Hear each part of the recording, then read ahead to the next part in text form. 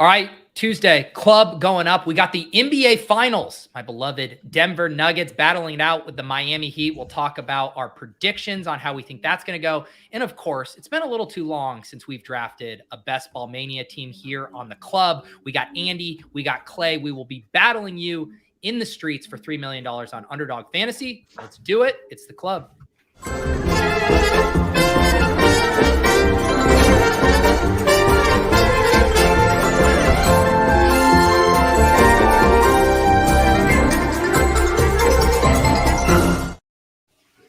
All right, we got Andy, we got Clay, and Andy's now turning into Osimo, who every time he's on a stream, he's in a slightly different broadcast setup. I mean, every single week you got a new one for us. Yeah, hopefully this one is at least somewhat permanent. I'm in my closet in the office. This is where I live now, but it actually is kind of nice. Maybe I'm just coping, but it's relatively small. This door behind me does not close. Yeah. But if you ignore that, it's nice to have a place that's like a little bit more like light controlled for calls and stuff. Like obviously I was having a lot of issues with that, but now it's like definitely not an issue. And it's nice to have a little bit more like space for Allie and myself when we're working.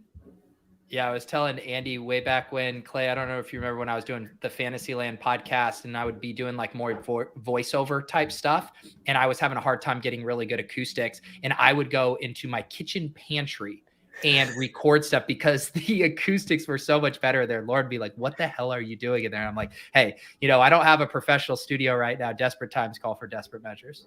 I'm waiting for a sauna podcast. I think it's your next foray. Try that out. I know. I'm trying to think. Well, I have so many logistics I have to work out because I do have to get in my Underdog Cardio Club drafts. I have not done any of them yet. I did just get my treadmill desk that showed up last week. That. And so you got to stream the Cardio Club. I didn't even think about that. I don't have any other option. Yeah, I boxed myself into that one. And then on top of that, I just recorded a little video today for Underdog letting people know that you have until June 16th and then the entry's closed. So I'm like, all right, I have 10 days and that's now odd streams. Yeah. So I'm going to have to get 6 cardio drafts on stream in the next 10. I'm going to do one on Swolecast tomorrow. I'm going to do one with Rudman on Thursday. He's doing the randomizer. So we're going to do randomizer followed by a cardio club draft. So if you just see me like popping up with a random stream on Sunday where I rip off 3 drafts while running like an eighth of a marathon, that's what's going on. I was wondering when we do Peloton. We do a Peloton stream. Yeah. Well, the problem is like, the setup, right? Because that's what makes it hard is I need to be able to stream and share my windows and stuff. Whereas if I was just drafting, like I could go on a run, I could go do the Peloton thing, but like I need my desk set up to stream and do all of that. And so the treadmill desk, I think, is the most elegant solution. I respect it. I feel like treadmill desks, I like had explored that idea, but I feel like you would just like wobble around a lot. I don't know. I don't know if I trust treadmill desks. So these are the things I've been thinking about for how to pull off streaming while do it. Like, cause even when I did Underdog Cardio Club at my gym last summer, like the Stairmaster was my preferred cardio vehicle. And what I would do is I would ratchet up the speed. I like to go fast when I'm not on the clock. And then when I'm on the clock, I ratchet it down, make the selection, and then ramp it way back up. And so I think I'm going to do that for the stream, but I'm going to need other co-hosts, right? Because I can't do a solo stream, exercise, draft, and interact with the chat. So I think my play is going to be do it when I have a co-host, and then I will mute myself if I'm doing like sprinting, and then when I'm on the clock, I don't know. It's going to be a shit show. We're going to figure it out. I respect it. How have you guys been enjoying the NBA Finals there? After game 1, I thought my Nugs were just going to run away with it, but these Miami Heat, man, they're plucky. I know it was a fun surprise. Hopefully we just get a fun 7 games. I don't really have too much of a horse in the race. Like I have a little bit of best ball exposure still, but it's really not. The one team isn't gonna score any points, and I have one team that just has Jamal Murray, and so shout out to Chipsy, by the way. I didn't realize he's currently tied for first. It really in the dance? Yeah, I'm so shocked. I'm so Wow. surprised. He's got the Jamal Murray, Jimmy Butler, Aaron Gordon, Bam Adebayo, Jokic. Wow. There's a 1, 2, 3, 4, 5, 6, 7, 8, 9-man first place tie. That's it. Look at that. These guys just mega duped, man. Chipsy, I thought you were a unduped bro. I lost a lot of respect for Chipsy today. What is that chopping at? What is 20, just under 24 grand. Okay. All right. I'll allow it. I'll allow the dupe for 24 grand. And GA pointing out he's second in the Zamboni too. I mean, Damn. Chipsy here. And then what, he had won the back-to-back winner take all contests too. Yeah, he won back-to-backs on the heat check. You could say he's having a bit of a heat check. Wow. He ain't been checked yet. The Yeah. Still Deposit heating. Kingdom stays winning here. Clay, God do you got damn any it. hot NBA finals takes? No, I was at a wedding Sunday night. I just got back from LA, so we were doing the classic phone at the table move, trying to get in as much visibility as we could. So I was pretty shocked that the Heat came. All of a sudden we like checked the score and the Heat were up 5. I was like, the hell just happened? And then we caught the end of it. So no, I mean, I think my biggest it's the rotations that are really throwing me off, and I think other people too, considering that I try to follow and get as much information from much sharper people than I am at understanding rotations, what coaches might do. And it seems like a lot of people are struggling to, figure out Spo's rotations in particular. Because like K-Love didn't play at all the first game, started obviously the second game in place of Caleb from being sick. And then Highsmith, who went off for like 18 points game 1, took down all the showdown slates on DraftKings and everything. I don't think he got any burn. Oh, you got a little bit. Okay, I just pulled up you guys Andy, ever use like Popcorn Machine? Yeah, that's great. Great. So, Pete, you ever seen this before? It's like it's just like a classic, like basic website. It's one of like the goated like NBA resources because you see like the exact like timestamps for the players, like when they're in the game. It's good for figuring out closing lines and stuff. They do like box scores. So it looks like he got a tiny bit of burn in like the second quarter, but he hardly played at all. He must have got legitimately, I don't know, 5 minutes. Yeah, so he ran 4:55 in the first and 1:06 in like the second stint, all in the second quarter. So that's my biggest takeaway is like supposed to run a lot at the wall. I honestly thought the Nuggets were going to sweep them after game 1. It was like, how do they? But it's like again, as soon as you count out the Heat, they come back and make you pay for it. So that was probably the most predictable thing of all time. But I'm still calling gentleman sweep. I think the Nuggets are just too good. Tell me, because I've clearly not been following the playoffs closely, but did the Heat just pull Kevin Love out of their back pocket? Had he been a factor at all, like during the rest of the playoffs? So a bit. I mean, he was released by the Cavs, which was a bit of a weird move. It was so he could go join a contender. It was pretty like a player friendly release. Yeah, but like they were kind of a contender. I guess just because he wasn't going to play because they had other big guys. But yeah, he like played a little bit here and there. He was better than people kind of expected. But he's been playing really well, all things considered, for how much they're paying him and all of that. Did he? Well, I mean, it's hard to say like that he was slowing Jokic down when Jokic still put up 41 and 11. But did it seem like he was having a decent game? He was helpful. Yeah, like I don't think anyone's gonna really slow him down necessarily, but definitely like. What was his box score? 6 points, 2 steals, 1 assist. Yeah, I mean, yeah. For some reason, I thought I saw a take on Twitter that he like slowed Jokic down, and then I just saw Jokic's box score. I was like, did he really get slowed down? Yeah. Well, so the big conversation there was really around like Jokic's assist numbers, and just so basically he scored like 41 or something, but he only had 4 assists, which is really low for him. Yeah. And so a lot of the conversation after this last game was like the Heat did a really good job of just basically saying like, okay, Jokic, you can score 40, but no one else. So I saw some stat that he's scored 40 in 3 playoff games so far this postseason, and they've lost all of them. And it's like the first time ever where something like that. That's a crazy stat. They only win when he scores less than 40 points because it's like when their team is doing best is when they're he's facilitating and everyone's scoring. Did you guys hit that the boost on Jokic? I did not, no. Well, Underdog had the Survivor boost going. Is that what you're talking about? Yeah. Or no, Yeah. the 500x one for Jokic, because that was a No, good no, line. I didn't I hit. took, I didn't hit took the under 500. like a fish. Okay. Goodness. I was like, he's going to go for like 20, 15, and 15, and then he goes for 41 and 4. You can never tell with him. That's funny. All right. It is time to hop in a Best Ball Mania draft. I believe the three of us have all successfully entered the same one. A few more spots here if you guys want to dance with us here on Underdog. Let's get your guys' counts. Andy, how many BBM drafts are you up to? Let me see. It's a lot, but it's not insane. It's above the average. We're probably around the same if I had to guess. Drafts completed. 44. Okay, yeah, you are right. This is going to be my 41st draft. What about you, Clay?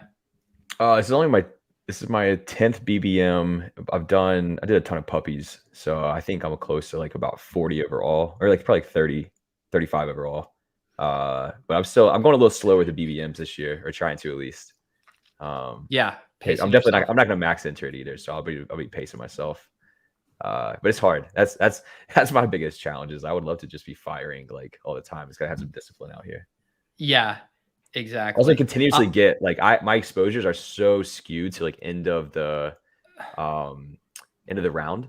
So like I'm really like I've been living in this like 10 to 12 pick range on pretty much all my BBMs too, which is a little fascinating. Wow, you got to up your influencer game, man. So you get these 102s with me. I know. Probably back in the club.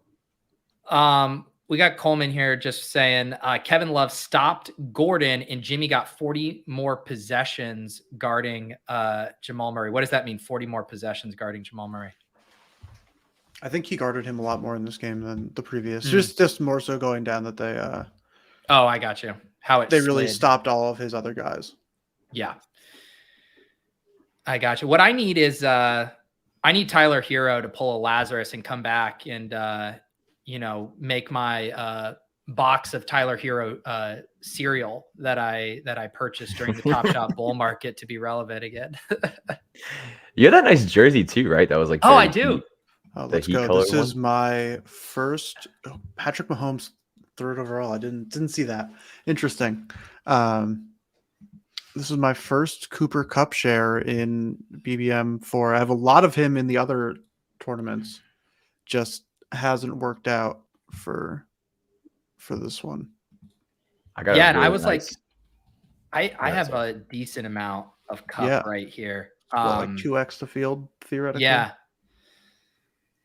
Clay, have you had any big early stands in your drafts? I've been using the puppy to kind of like fuck around and try out like a lot of like hero RB stuff or hyper fragile RB and kind of get that like out of my system a little bit. And then I am feeling pretty good about going 0 RB and some of the BBMs. My biggest stand, I've not been taking a lot of the early running backs aside from I do still like Saquon, and I'll take Bijan just because I don't want to miss out on him, especially if it's past ADP. But no, not super big stands. My coolest Cup team was definitely I got Cup and Devontae on the same team pretty early on, which is nice. That is very. I haven't seen that too often. Is that just that must have been like a snapshot right after like the Jimmy Garoppolo stuff and people were panicking? Not even. It was a little bit before that. It was like I was just a weird draft room. I just got lucky. Like both. Like I was not. I've been in some really weird draft rooms. 10 spot. I don't know. Yeah, but it felt good. So I like that team a lot. Yeah, and I executed the draft well, so it felt good too. But yeah, no big stands on my end. There you go. Oh, no Kelsey. That's my biggest stand. I have not been taking any Kelsey. Yeah, he's too rich for me, and I just think I don't know. I just think the opportunity cost is way too high on that pick. So, but I am going to take Bijan here because that was a nice slide. AJ Brown Bijan's a fun start for sure. It is. I mean, it's not super unique. Bijan at 15 is pretty far. It is far. Yeah. He went 17th in my best ball breakfast draft yesterday, but those drafts are obviously always absurd. Feels like he's been slipping a tiny bit. Yeah.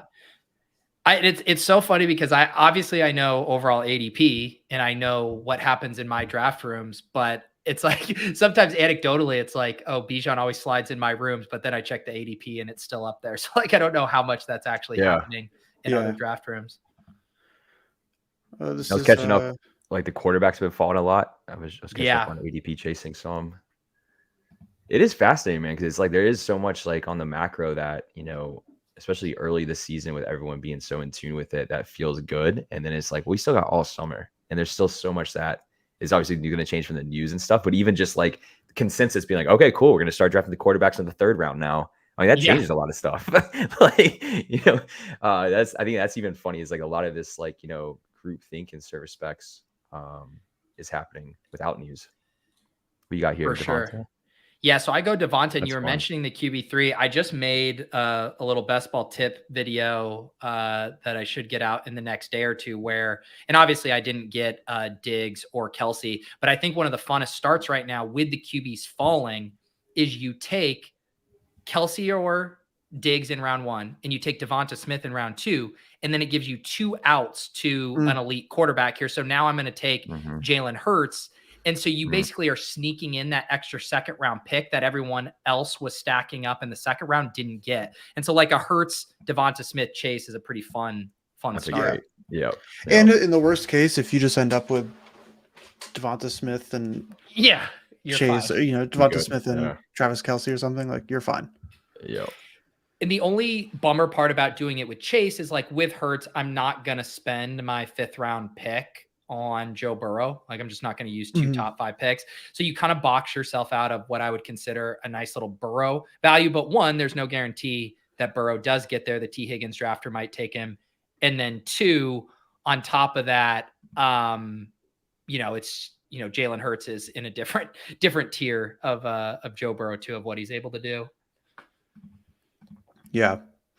This is where I feel like it's so interesting in the draft. Like when you find yourself in this position where it's like, I take Jonathan Taylor in the 2nd round, and then you end up with just like my 4 highest ranked players at that pick where I took Metcalf were all running backs. And it's like, it's so hard for me to take that 2nd running back and then feel good about where my team ends up later on. I feel like after going through a bunch of these, but yeah, it really depends on the room as well.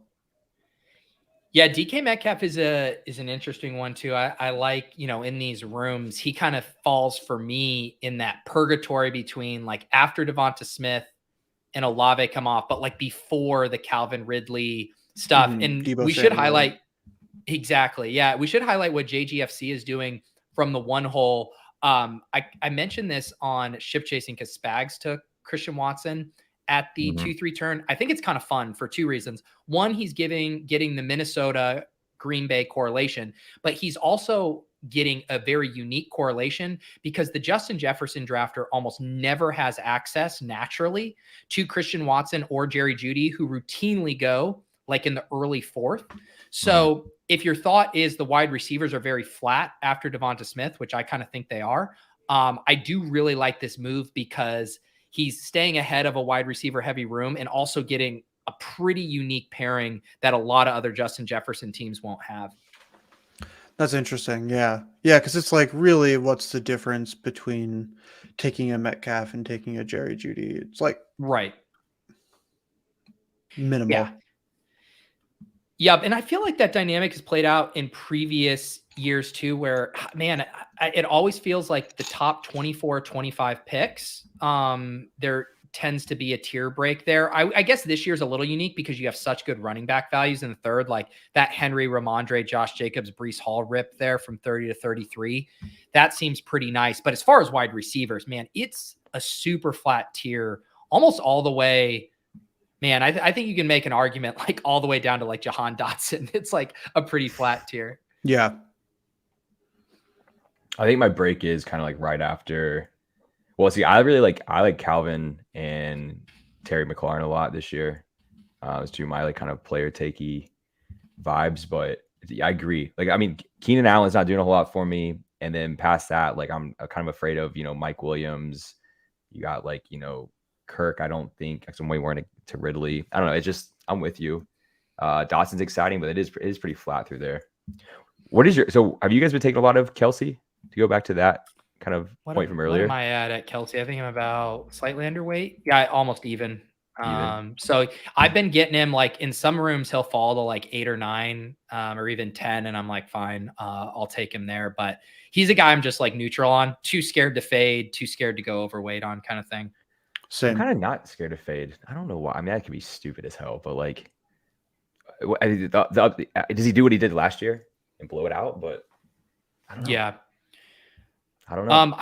This is now the second draft. Gibbs has like really started to fall. I saw Gibbs go in the 5th in one of my drafts earlier. Has there been some like news about Gibbs? Is there some I've been missing, or is these just my rooms with all the wide receivers?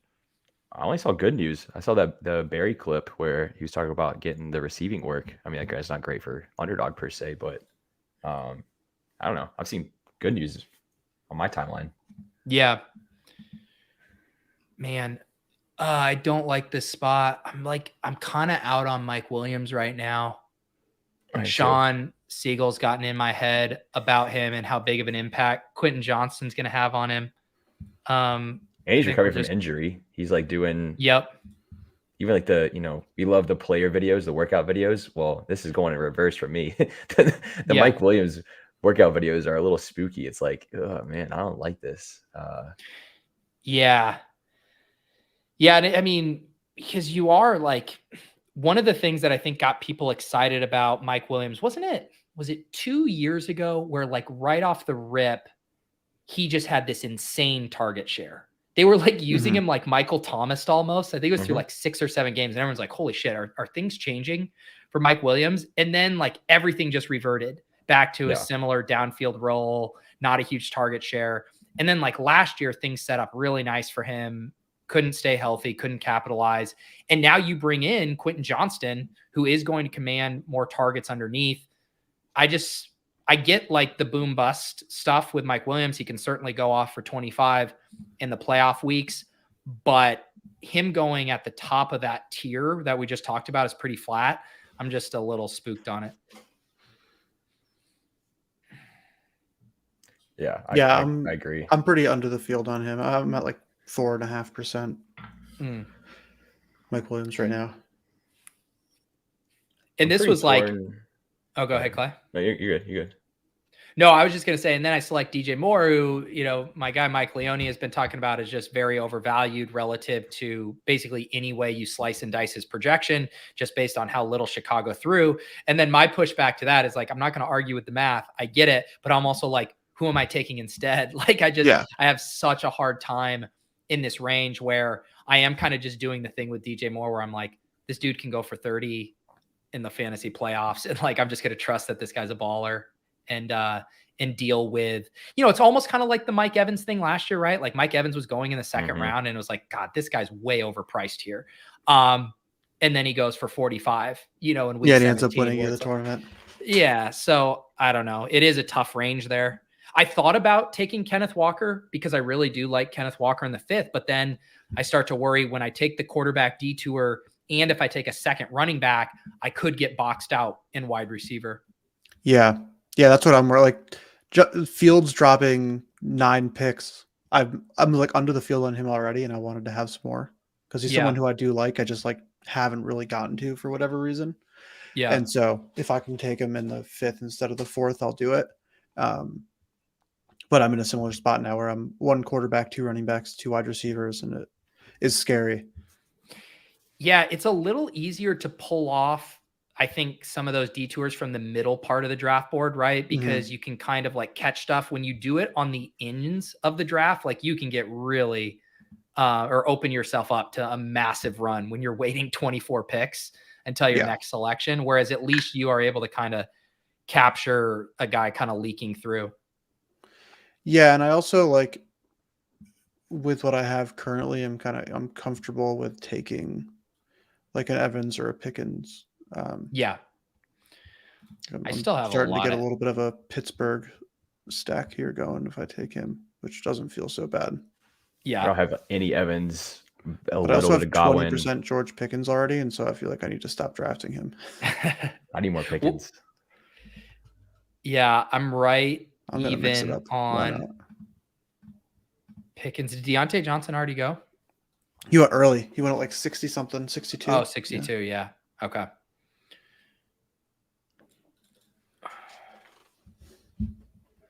See what the I have a tax couple man guys does who here. I definitely have taken a lot of. I have a lot of Rashad Penny. Okay. He's a nice I have pick where he's going. Yeah, it's just like in that range of when I get to, I tend to either do like full 0 RB, or at most I'll do something like this where I take 2 and then don't draft one for a while.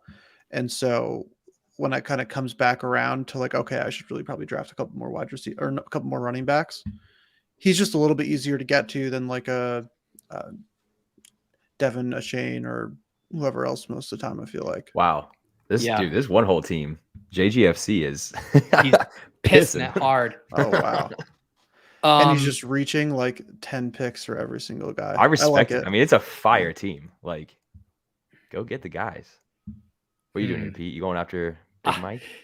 So I think I am going to keep hammering Big Mike. The argument would have been you're already pretty heavy on Mike. Take Kadarius Toney as a little mini correlation with Jamar Chase, but you can also make the same argument that there's a ton of other Chiefs wide receivers that you can do that mini with throughout the draft. And I'm even with the field on Toney, but I do think like most outcomes, Mike Evans outscores Kadarius Toney is how I feel about that. I agree. Unless the wheels fall off, but yeah, I think I've liked Kareem's points on Toney a lot in his take, but I don't know. He's still fun to click. I mean, he's very fun to click. I mean, how much Toney do I have? Right, now I will take George Pickens. There you go. Now you get. I was gonna get how much Pickens did you say you had? You're at like 20+%. Yeah, that's probably puts me at like 22%. There you go. Okay, but my highest is definitely 25%. I want to say I'm at 25% on Mac Jones, and Rashad Penny. I think they're my 2 highest. I can't say I feel great about the Mac Jones situation, but I tend to be high on a lot of these late round QBs. I can't bring myself to a lot of times with these middle guys, like if I was going to do this differently and go for like a Geno Smith or something, it's like I'm only going to take him if he drops 10 picks and I can get him.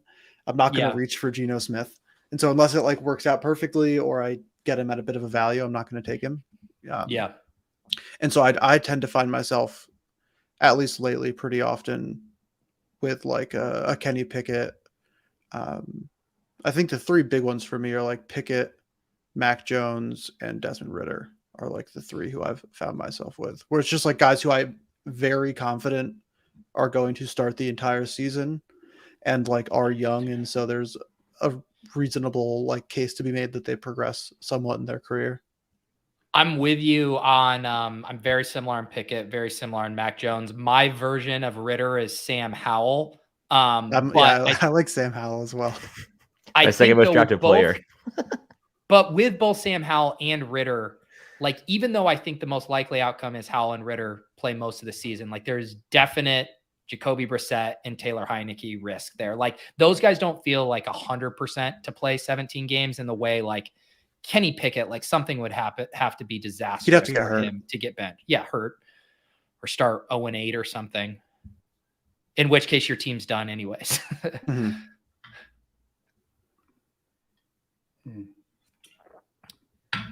Clay, I feel like I've started to see Trevor Lawrence slip a good amount recently. Like I've seeing Watson go in front of him here. Yeah, I drafted Lawrence at like 92 in one of my drafts. Wow, which felt really late. Yeah, I do think that correction makes sense relative to the other quarterbacks. I think people just want to be in on the Jags because they're such a fun team. They add Calvin Ridley.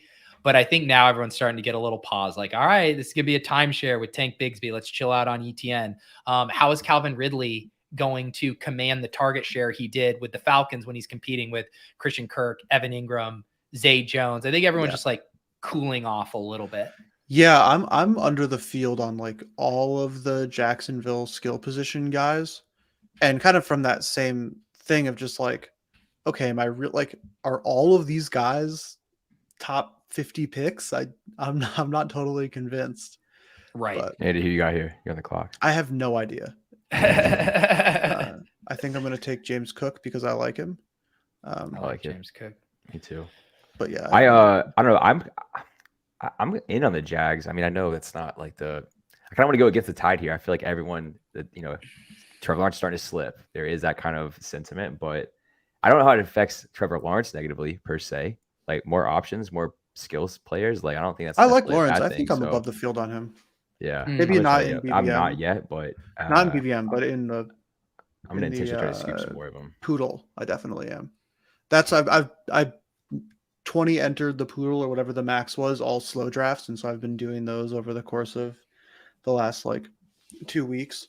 And so it's funny because like that's what I am more consistently like looking at and thinking about is those teams, but like my ADP for that just like doesn't really line, or not my ADP, my exposures to that do not really line up with my BBM exposures, which is funny. Yeah. Well, that's what's so fun about those little flash tournaments too. You can like really experiment or mess around with those. GA makes a good point about Trevor Lawrence too, that it's kind of the Tua effect where, and sometimes even the Joe Burrow effect, right? Where initially Joe Burrow was going like late third round, and then it ended up being like everyone realized you can push it. And for whatever reason, when you take those two wide receivers, they'll just fall because no one wants to take unstacked Trevor Jones. And specifically with Tua, at least with Trevor, you can have a backdoor Evan Ingram, Zay Jones. With Tua, there really is nothing unless you want to join the Braxton Berrios hive. Well, unless you're in a draft with Spags, then he'll snipe you on Burrow. But exactly. Yeah, I went ahead. So for the audio listeners here, we'll recap our team through 9 rounds. I had Jamar Chase, Devonta Smith, Jalen Hurts, Jahmyr Gibbs, DJ Moore, Dallas Goedert. I had to get that premium double stack, but it did put me a little behind the 8 ball at wide receiver. But then we grabbed Mike Evans. And then at this turn, I took Cortland Sutton, and before him, Rachaad White, who slipped around past ADP. And I had already kind of made this bet on Mike Evans. So I feel like if Mike Evans is having a good year, the offense is like maybe surprising. And in that situation, Rachaad White is probably the lead back there.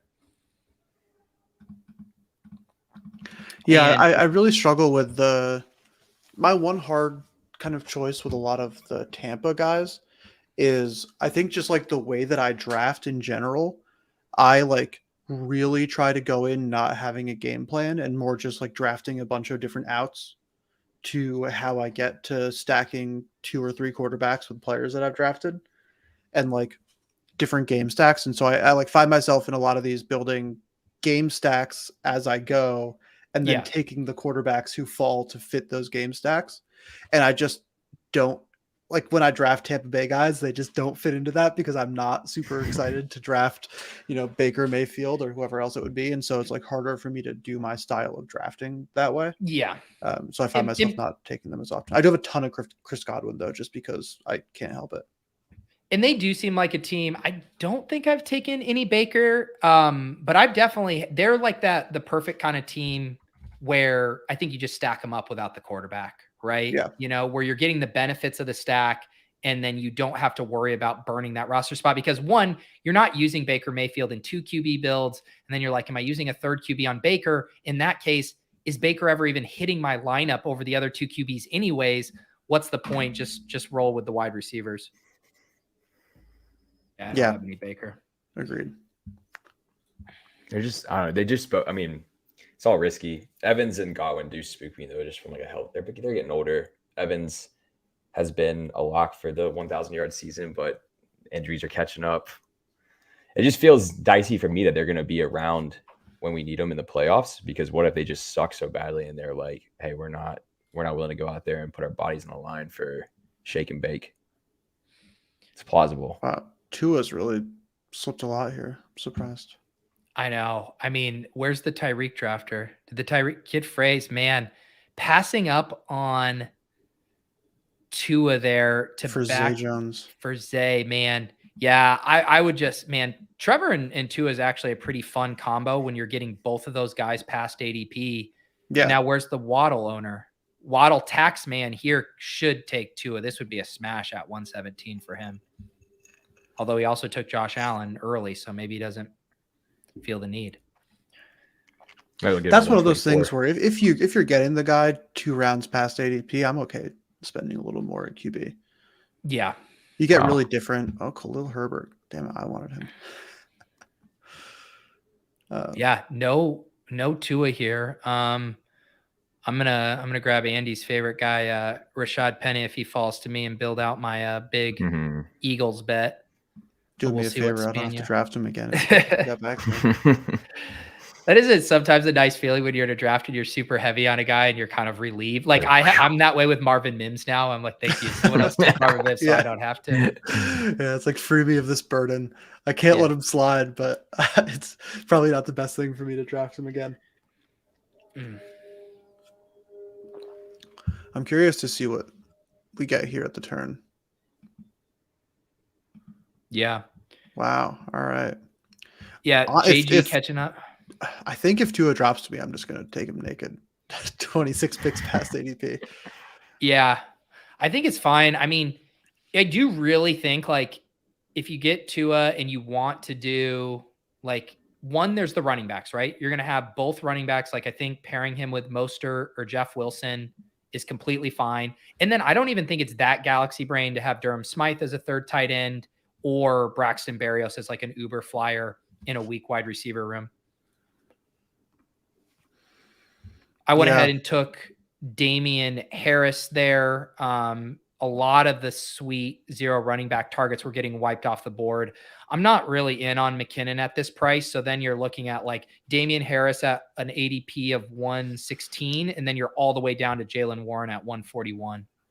Oh man. All right. Do I put my money where my mouth is? I don't know. There's just still so many other options for me at quarterback. I could take Stafford. I can take Pickett. It is tough. This is why he falls, because everyone feels the exact same way. I think I'm just going to push it. Let's do a little mini pushing it. Week 17 wide receiver stack here. There you go.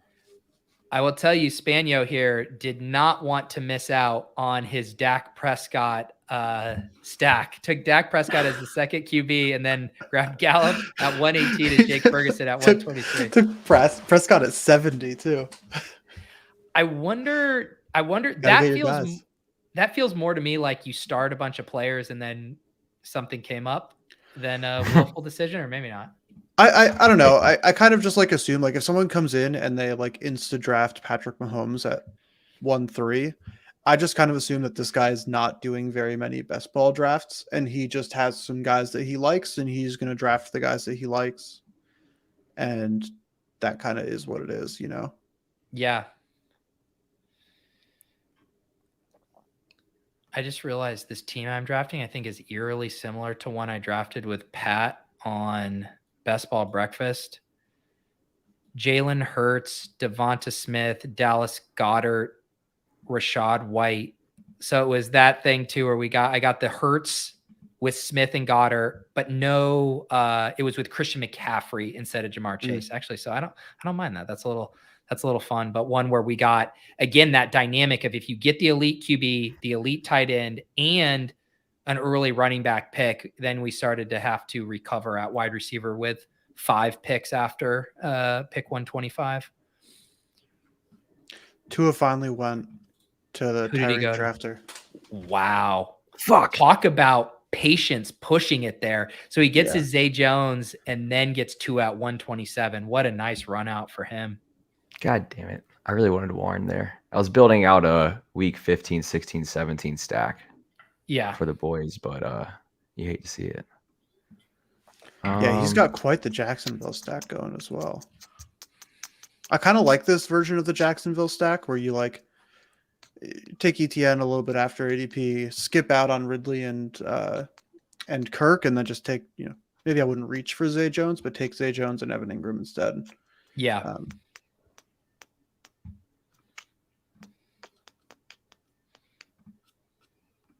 Damn. Really wanted Warren there. You're still reeling from the Warren snipe? Brutal. He's been going higher and higher, I feel like. He's someone who keeps flying. Creeping up. Yeah, he's flying up. Pete, can you talk me through Cole Kmet ADP versus Tanyan? Big Bob? Wow. I haven't heard Tanyan mentioned. I don't think on a single best ball stream or show this year. How about you talk to me about Tunyon, because it sounds like you might have the interesting take on him. Yeah, I mean, I don't know. I just like is a guy that as a non football tape nerd looks good to the eye in the past, and I've been, I don't know, like baby Kittle narrative, right? So I think he's got some talent. He's obviously coming off a bad injury, and maybe he's is all due to playing with Rodgers. I know he can be like a blocking liability if I'm correct on that understanding, but to me it just seems a little off. Like it's a busy tight end room. Komet hasn't really shown anything other than being kind of a fantasy darling, and I feel like he's going too high versus Tunyon being like undrafted. And maybe they just use them both, or maybe it's just a wash. It feels wrong. One of them feels off. Either Tunyon should be drafted more, or Komet should not be going at 130. Yeah, that's an interesting. I mean, I would say it's less that I think like Tunyon should be drafted. JGFC just got Kittle at 145, and he has Justin Jefferson and Jordan Addison. That's or Cousins. Yeah, that's a nice Cousins. You gotta be feeling good there. Sorry to interrupt. That was just no, you're good. I am going to grab. I don't have any other backdoor stacks options unless I want to get my first Baker share, which I don't. I'm going to grab Russ with Sutton. He's kind of an easy guy to backdoor stack. Gives me permission to get another Marvin Mims share. But yeah, Clay, that's an interesting take. I feel like things did clear out for Tunyon in Green Bay, and he never really took advantage of the opportunities when they were so depleted. So I worry about his ability to earn targets. And Cole Kmet seemed to have a really good rapport. But to your point, man, the second you get into a tight end timeshare where you're splitting snaps, we've seen it over the years with like the Colts and stuff, man, it gets gross fast. And to be fair, the Packers had a shit ton of primetime games, and that just meant they were dialing up Mercedes Lewis for a touchdown. So Tunyon kept getting cucked in that regard. Yeah.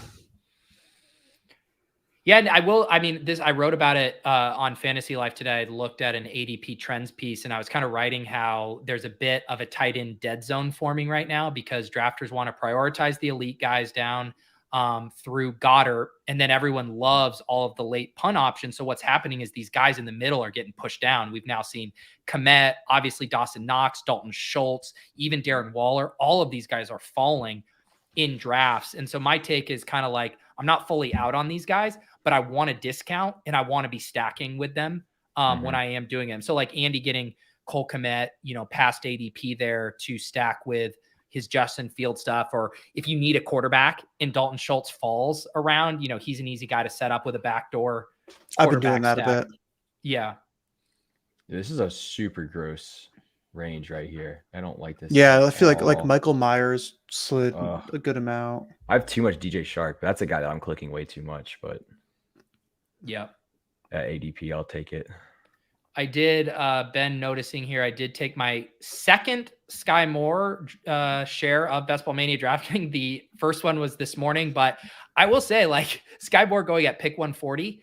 I talk about like when you are trying to catch up at wide receiver, like the handful of guys, all those second year potential breakout guys, I've ended up with way more Tyquan Thornton, Alec Pierce, maybe even a little Romeo Dobbs. I haven't ended up with a lot of Sky Moore because he's normally just a smidge too expensive, and I'm normally taking running backs in that range, but he falls here to pick 143, get my correlation there after passing on Tony. I feel good about Sky at 143. You should feel good about that, but you're not going to feel good about Mims because he got taken from you. So no, it's okay. No Denver stack. It's okay. Don't worry. I can just take Thornton went at 147. That's intense. The steam is coming on him. I have a pretty high exposure to him. Let me see. It's a lot. Yeah. I'm at 18%. Yeah, I'm at 23%. See, I'm at 31%. We could definitely chill out on that. That's the highest. I don't have anything that high. I do. Well, you only have 10 drafts though, so you can. Yeah, that's true. Oh, yeah. BBM wise, I'm like full portfolio aggressive. BBM not too bad. Pete, do you only use your BBM exposure when you look at exposure, or do you use everything? I do, just too, because that's all I'm streaming, and so I think I like people being able to see what I have in BBM versus it getting like all messed up with the poodles and all that. Yeah, I only do BBM as well. My two highest exposed players through 10 BBM drafts are Samuel Howell and Terry McLaurin. That tracks. We're all in. You love a good UNC boy. Kid, tack on some Mac Hollins, buddy. Well, when they're actually good. I mean, well, Mac too. Oh wow, throwing no, I'm shade saying, well, at you set me up there. Damn, got set up on that one. When they're actually good, it's fun to pull for. I've taken Mac Hollins a couple times in my Chicago late round pick, man. I'm just saying, like, guy gets on the field. He was damn captain of, got voted captain after signing a 1-year deal with the Raiders. Yeah, he's wide receiver 2 right now.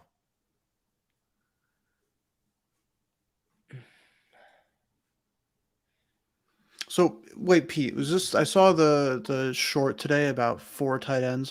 People aren't actually doing that, right? Like I haven't seen. No, they are. They're actually doing that. What's the idea here?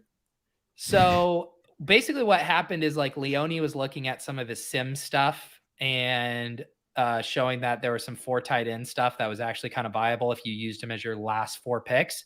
And then Dan Zach, very smart dude, won World Series of Poker Player of the Year last year, big in the underdog streets. He showed a screenshot of a 5 tight end team. And that's where I was like, I don't give a goddamn what the numbers say, what the sims say. There's no way that's correct. Yeah. Spagno just says, I know what quarterbacks I like and I fucking draft them. And Spagno is living a lot. Oh man. Let's see here.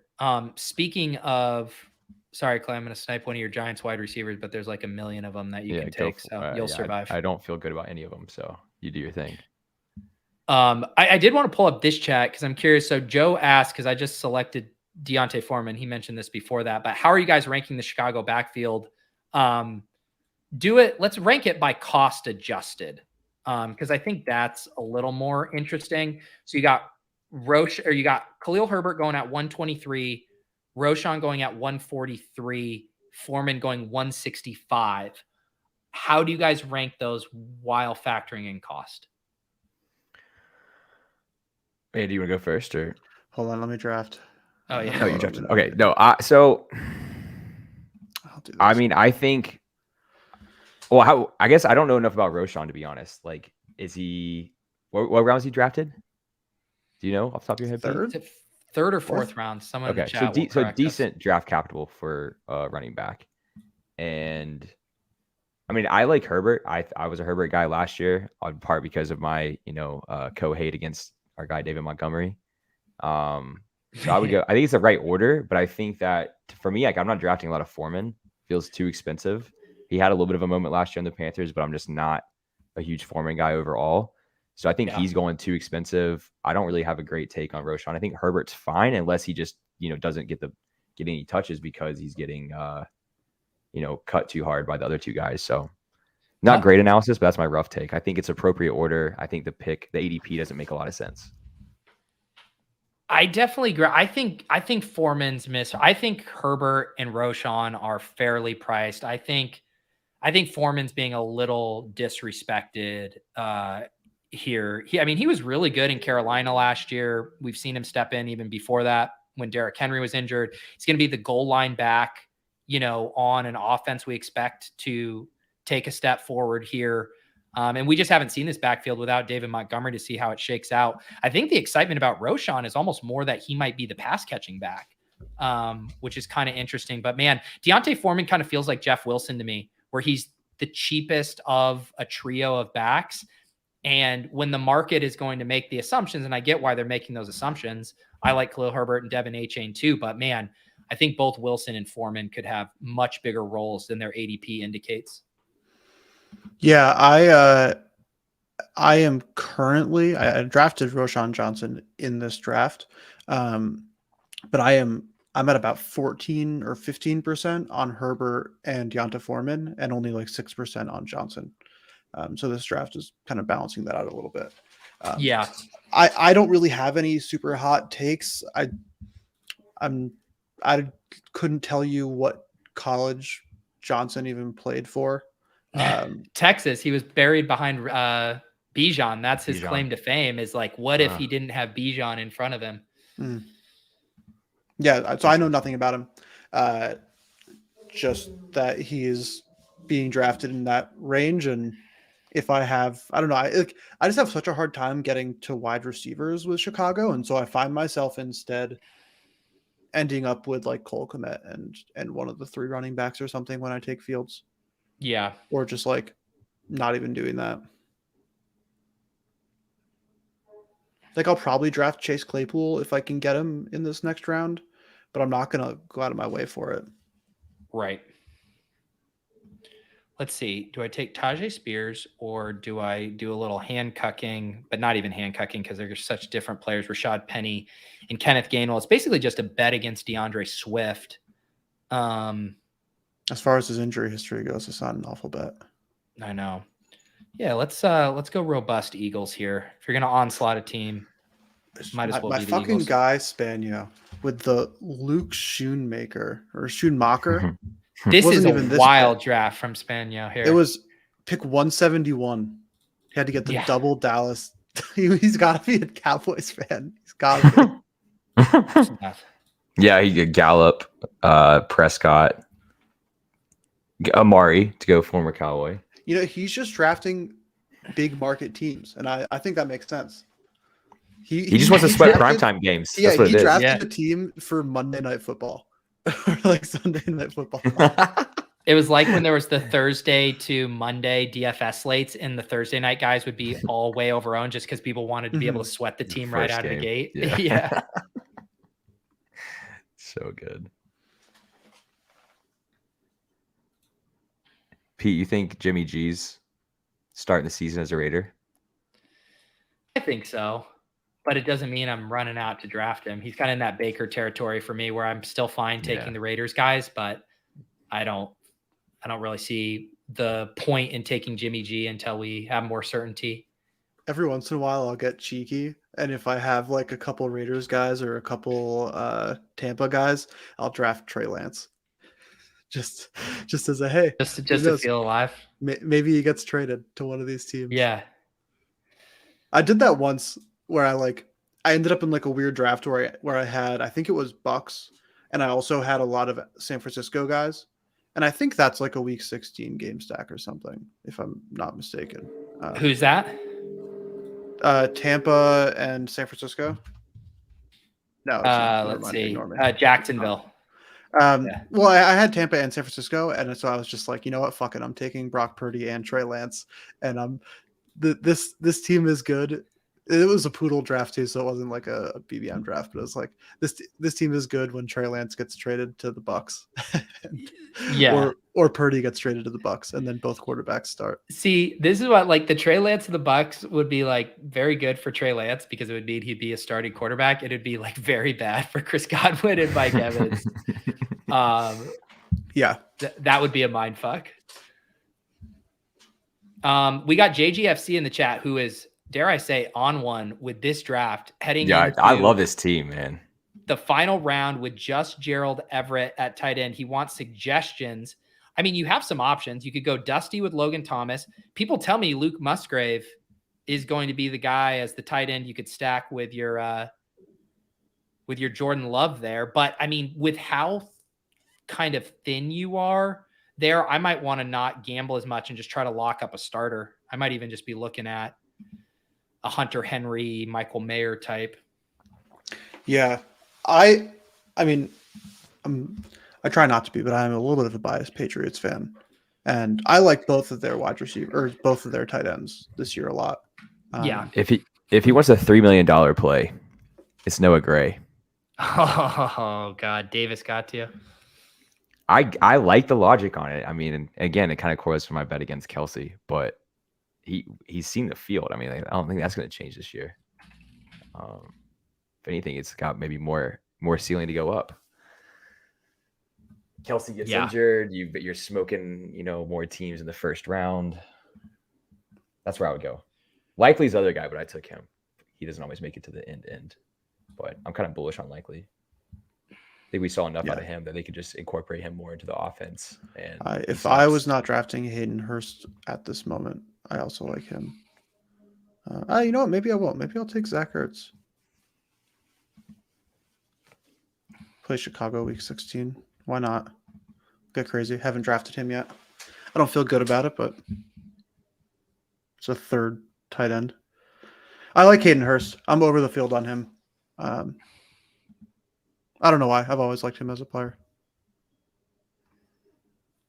Yeah, I haven't selected a lot of Hayden Hurst. I definitely get like if you're getting arbitrage Dalton Schultz, where you're getting like the rookie tight end blanket there. Yeah, normally it's when my stacks don't work out and I'm backdoor stacking Bryce Young. You Bryce Young and Hayden Hurst last minute. Yeah. I also do kind of like Logan Thomas a little bit. Like I know you have Sam Howell. I've done that too. That does not seem to be a popular take. But they don't have anyone else on their roster really. He's their tight end, like right? It's him. I selected Tim Patrick. I somehow am at now like 15% Tim Patrick, which feels like way too much Tim Patrick, but I just keep getting these like cheap Russell Wilson double stacks. And I do kind of like the potential twofer you could get with Sutton and Tim Patrick, right? Where if like Sutton got traded to a contender, and then Tim Patrick is playing in all 3 wide receiver sets. I don't know. I just I needed that double stack with Russ. I'm gonna need Pete. I'm gonna need you to take a minute to appreciate my week 15 through 17 correlations with my quarterbacks. We out here. Let me see this team. Hang on. We're getting into the week 17 is old news at this point. You got to be correlating week 15, week 16, and week 17. That's the new alpha. You got it. All right. Let me see your also, as we review our teams here, a reminder, of course, all of my best ball streams, this is draft number 41. They are eligible for my giveaway when the channel hits 15,000 subscribers. We are well on our way, less than 1,300 subs away. When that happens, we will do a $1,500 giveaway. 3 different people win $500. And the way to get entered in that is to leave a comment when the show is over. And you're able to do that on any of my draft stream videos, regardless of where those are hosted. I've created a playlist down below that has all of them, so you can even go back through and easily watch and comment. All right, Clay, because I don't have the week 15 and week 16 memorized, walk me through the Galbrain correlations I'm seeing here. I got you. So AR, I got sniped on Warren, which would be my 15 correlation, but we do have Atlanta week 16, so I got the Bijan correlation, and then we have Vegas week 17, and I got the Jacoby Myers correlation on that one. So we're looking rich on that front. And then Daniel Jones, we got the Giants. This one we did properly. So we got New Orleans week 15. That's Taysom Hill quarterback week, guaranteed. Week 16 we got Philly AJ Brown Gam week, lock it in. And week 17 it's Kieran Williams season, baby. So he's gonna overtake Cam Akers at that point. Cam's gonna start out strong, go about 8 weeks into the season. Kieran's gonna come in and take over, as we all know. He would have been the RB1 last year, but he rolled his ankle famously. So, that's how we live in. I love it, Andy. Let's hear. Clay, that tells a goddamn story right there. That's a bedtime story. Let's see. Let's hear your story, Andy. I don't have quite as good of a story. I stacked Matthew Stafford and Cooper Kupp. Love it. That's my story on that one. You got a giant? Yeah. You got a giant? No, I do not. Damn, tough scene. I've found myself trying to, within very tight tiers, do the week set, basically break ties for a week 16 or 17 thing. But I try not to let it influence things too much. At least with my quarterbacks, because I think just stacking players with your quarterbacks is a lot more valuable. I got that too, baby. Oh, I know. I do like getting like some of the little mini, 2 wide receivers who are playing each other week 16 or something like that. And I'll let that like break ties here and there. So it's like Nico Collins and Treylon Burks. It's like I probably wouldn't have. That's a fun little bit for him. I'm going to make you defend one pick. Sell me on an uncorrelated Zach Ertz tight end 3 selection. Oh, that is I already had like 12% of Hayden Hurst, And Brady. it is Chase a Claypool it's a week 15 bring back. It's a week 16 Chicago. Okay. All right, look at you guys out. Yeah. I'm getting lapped. I'm out here just looking at my week 17s, and you guys are out here just ripping in week 16 to week 15 correlations. I love it. The meta's changed. Yeah, who knows? Maybe he goes back to 2017 or whatever year he was like tight end one. Love it. And everyone was naming their team "My Balls, Zach Ertz." Yeah, two cups, one Manning, or whatever the name of those was. We gotta get your team, Pete. Let's see the juice. Yeah, my team here. I'll recap it. I'm adding it to my my sheet here. Did get that Jalen Hurts, Devonta Smith stack along with Jamar Chase, which feels fun. Ended up with a 2-6-8-2 build here. Hurts and Russell Wilson at quarterback. Kind of a 0 RB-ish room here. Jameer Gibbs, Rashad White, Rashad Penny, Damian Harris, Deontay Foreman, Kenneth Gainwell. I feel like that's like a good mix of profiles, some goal line backs, some handcuffs, some rookie breakouts there with Gibbs, hopefully. Wide receiver, Jamar Chase, Devonta Smith, DJ Moore, Mike Evans, Cortland Sutton, Sky Moore, Wan'Dale Robinson, Tim Patrick. Definitely was behind the 8 ball at wide receiver after the Goddard pick, but getting Sutton at value and then Sky Moore 20 picks past ADP, that was correlated, kind of helped me catch up there in a way that doesn't make me vomit at these wide receivers. And then tight end, Dallas Goedert, and I had to get my guy Trey McBride with that week 17 Eagles bring back. So don't mind this team. And your DJ Moore week 16 bring back. Oh, thank you, Clay. The king. Clay, that should be your bit. Like, there's definitely room to be the week 16 correlation guy on Twitter. That could be you. All right. I'll bring him back. What else do you guys have going on these days? Anything you'd like to plug? Not too much for me. I'm enjoying fun employment. We're still like doing a little bit of wind down stuff, but for the most part, that's over. Starting to hack on some other things. Probably going to be doing like some consulting work, things like that. But nothing crazy. Nice. What about you, Clay? Yeah, same on my end. Just still working on a lot of fun stuff on the night side. Working on Prop Quest, which is like our DFS fantasy pick'em style game, and then we got tokens still coming. So working on a lot of partnership stuff for that. So I'm looking forward to using Degen to book some travel to Vegas soon, which should be fun. So next club trip to Vegas, we're using Degen for the trip. It's gonna be a good time. There you go. Degen to get to Vegas feels perfect. To me, I will be back tomorrow doing some more drafts. I got my double header here on the channel with Pat Crane, the defending Best Ball Mania champ, and Sean Siegel from RotoViz. I've been getting lots of good feedback on those. I'll be doing the Swolecast at 1:30. I believe I'm going to do my first Underdog Cardio Club draft. So if you've ever wanted to watch an absolute shit show that involves David Kitchen hosting, Davis Maddock multitasking, and me running while drafting, that is your show. And then I'm also going to be hopping on the 4for4 Best Ball Happy Hour as well with John Daigle and crew to draft a team. So plenty more BBM drafts for you tomorrow if you'd like to join. Appreciate you guys, as always, hanging out in the chat. Hop in the Deposit Kingdom. Get some of that run good with our guys Chipsy and Consigliere and everyone else in the Badge Bros who have been crushing in the underdog streets. For Clay, I'm Pete. For Andy, we'll see you guys next time. Peace.